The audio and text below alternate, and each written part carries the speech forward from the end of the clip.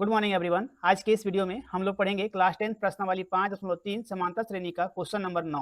इससे पहले हम लोग 8वें नंबर तक पढ़ लिए हैं। आज जो हम लोग क्वेश्चन करने जा रहे हैं, ये क्वेश्चन शायद थोड़ा सा आपके लिए टफ हो सकता है, लेकिन ये बनाना बहुत ही आसान है। ठीक है, चलिए देखिए, इस प्रोसेस से आप इस क्वेश्चन को सॉल्व करते हो तो आपके लिए बहुत ही आसान क्वेश्चन हो जाएगा। क्वेश्चन है, यदि किसी एपी के प्रथम 7 पदों का योग 49 है, मतलब एक एपी है जिसका प्रथम 7 पद है। 7 पद का योग कितना है? 49 है। मतलब A1, A2, A3, A4, A5, A6, A7 तक है और उसका योग दिया हुआ है 49 दिया हुआ है। ठीक है, वो 7 कौन-कौन सा पद है ये हमको नहीं पता। क्वेश्चन को पहले आप ध्यान से समझोगे तो आपको ये क्लियर हो जाएगा कि क्वेश्चन में फाइंड क्या करना है। और प्रथम 17 पदों का योग, इसमें से देखिए पहला दिया है 7 पदों का योग। अब हम लोग यहाँ पर दिया है 17 पदों का योग, वो कितना दिया हुआ है? 289 दिया है। ठीक है, तो इसके प्रथम n पदों का योग ज्ञात कीजिए। n पदों का योग जो हमको वो ज्ञात करने के लिए बोला गया है। ठीक है, समझ में आ गया क्वेश्चन? देखिए, सबसे पहले आपको S7 दिया हुआ है, क्योंकि पदों का योग दिया हुआ है ना। यहाँ पर अगर पद होता तो an हम लोग लिख सकते थे, लेकिन यहाँ पदों का योग दिया हुआ है, Sn दिया हुआ है, इसलिए S7 का वैल्यू हम लोग 49 लिखेंगे। ठीक है, वैसे ही एक पद और दिया हुआ है, 17 पदों का योग दिया है, मतलब S17 दिया है 289। तो दोनों को हम देखिए, यहाँ पर दिया क्या है? S7 इक्वल टू 49 और S17 इक्वल टू 289, 289। ठीक है, तो दोनों से S7 से और S17 से दोनों से हम एक एक इक्वेशन को निकालेंगे और एक एक इक्वेशन को निकाल करके और हम दोनों को घटा देंगे तो हमारा वहां से A फाइंड हो जाएगा या तो D फाइंड हो जाएगा। ठीक है, चलिए अब सबसे पहले हम लोग इस चीज से S7 से हम लोग एक इक्वेशन निकालने का कोशिश करते हैं। ठीक है, चलिए इस पिक्चर को जरा सा जूम आउट करना होगा, तभी आप इस चीज को सॉल्व कर पाओगे। ठीक है, देखिए सबसे पहला हम क्या करेंगे कि यहाँ से एपी के n पदों का योग निकालने के लिए हम लोग Sn equal to n/2 2a plus n-1 into d का फॉर्मूला यूज करेंगे। ठीक है, अब यहाँ से जब हमारा फर्स्ट है S7 हमको निकालने के लिए बोला गया है, तो इस सबसे पहले हम जो काम करेंगे कि ये फॉर्मूला में हम लोग जो है उस सबके वैल्यू को सब्स्टिट्यूट करेंगे, पुट करेंगे। ठीक है, यहाँ से n जो है, ये देखिए आपको S7 का मान हमको रखना है, या फिर S7 इक्वल टू 49 रखने पर, तो यहाँ से Sn का वैल्यू क्या रख दिए हम? 49 यहाँ पर रखे। ठीक है, इक्वल टू के इधर भी आप ले सकते हो, उससे कोई दिक्कत होने वाला आपको नहीं है। n का वैल्यू 7 है, क्योंकि यहाँ देखिए Sn होता है ना, तो यहाँ पर 7 है ना, 7/2। यहाँ से 2a आपका सेम रहेगा, इसमें से आप a हमको पता नहीं है।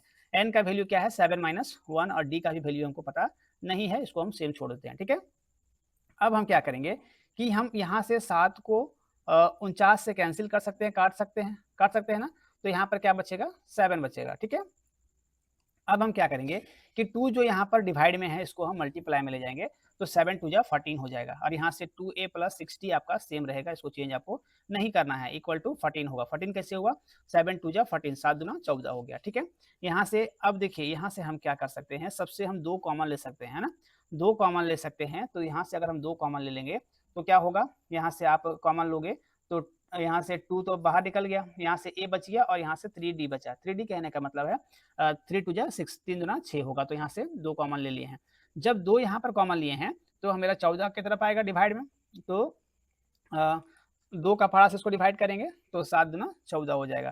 तो यहाँ से a plus 3d equal to 7 होगा, इक्वेशन 1 इसको आप मान लोगे। ठीक है, अब देखिए, जब हम S7 से एक इक्वेशन मान लिए हैं या फिर बना लिए हैं, तो हम सेम फॉर्मूले को अप्लाई करके S17 से भी हम इस चीज को बना सकते हैं। ठीक है, चलिए यहाँ पर अब देख सकते हैं कि यहाँ से S17 से भी हम एक इक्वेशन बनाने का कोशिश करेंगे।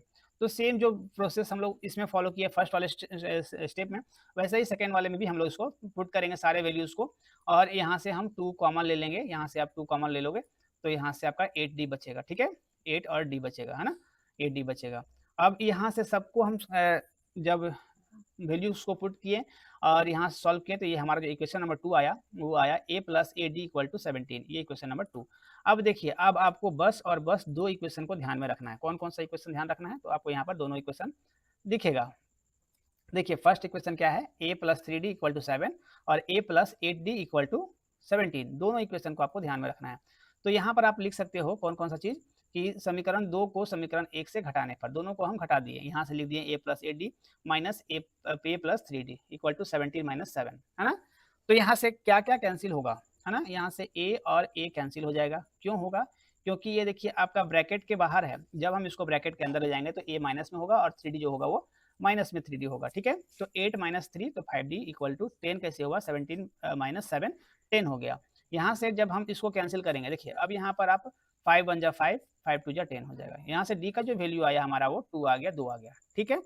अब देखिए, अब आपके ऊपर है ये फ्रीडम कि हम डी का जो वैल्यू आया है, डी का जो मान आया है उसको हम इक्वेशन 1 में भी रख सकते हैं, इक्वेशन 2 में भी हम उसको रख सकते हैं, ठीक है।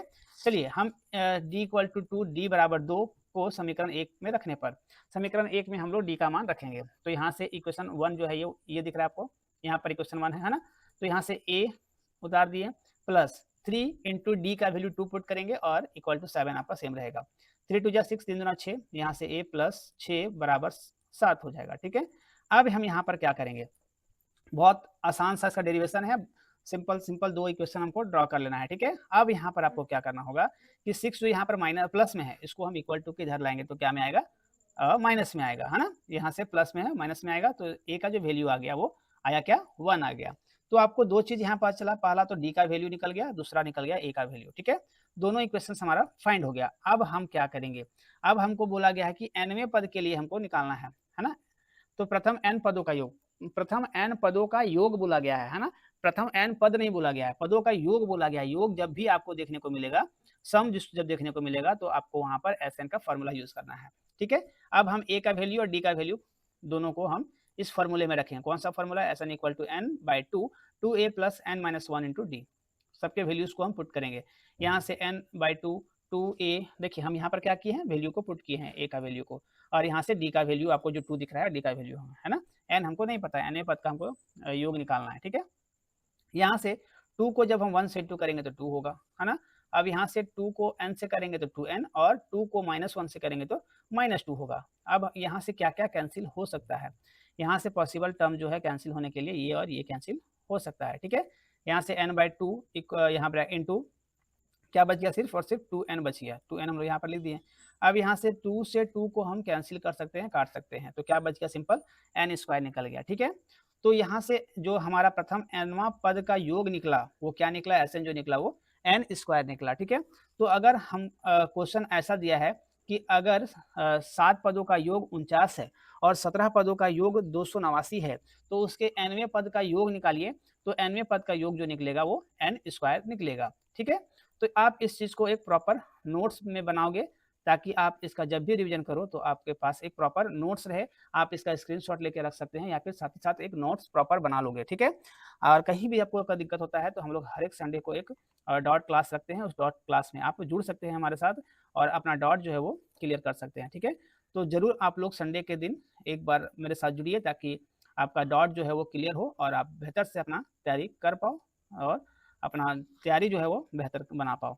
मिलते हैं ऐसा ही मजेदार वीडियो के साथ, तब तक थैंक यू, टेक केयर, जय हिंद। और चैनल को सब्सक्राइब करना ना भूलें और बेल आइकन को प्रेस करना ना भूलें, जिससे मेरा अपडेट सुबह 10 बजे आता है, वो अपडेट सबसे पहले आप तक पहुंचेगा और आप उस वीडियो से लाभ उठा पाओगे, सीख पाओगे।